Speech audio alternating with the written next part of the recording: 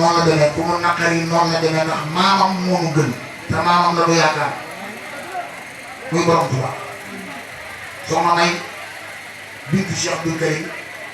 ibnu Cheikh Mor Fadal ibnu borom Tuubaa ñaar ñi dox seen diggante Sëñ Tuubaa kenn ku ne mat na ko sëf kenn ku ne mat na li doon sëf bu dee sa baay toj na Ndakaaru dara jëy jumaa ji Sëñ Abdoul Karim sa baay toj na Ndakaaru laa wax Ndakaaru gii ñëpp war a booloo marché bi sant Cheikh Abdoul Karim fi gënoon a dangereux la dugg fekk mu toj ko jaasiya la soppi ay këll daa yi bëgg lu baax am jom gëm Sëñ Tuubaa di ko liggéey te ji moom moo ko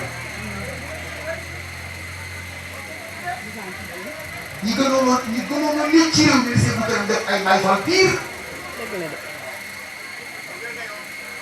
kon yow Ndakaar amoo fi sens interdit foo la neex dugal na sa baay da ko war ba mokk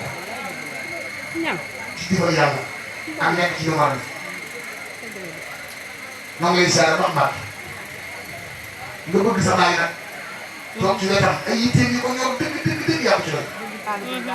dama ne yow néew suma doon góor lii ngay jigéen nit bi nga fekk lu góor ñi du fekk ci jëf ju rëy ci am taalibe ci bëgg sa baay jege ko seet li ko neex rek nga di ci dox yàlla na nga am téeméer ya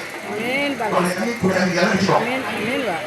su ma xool yàlla seet ba mbaat bëgg taalibe baayam ndax ci li la war rek nga ne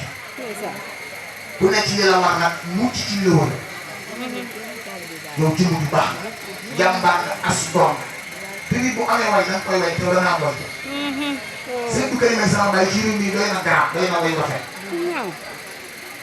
samay mag gën a apprentam ci yoonu Mouride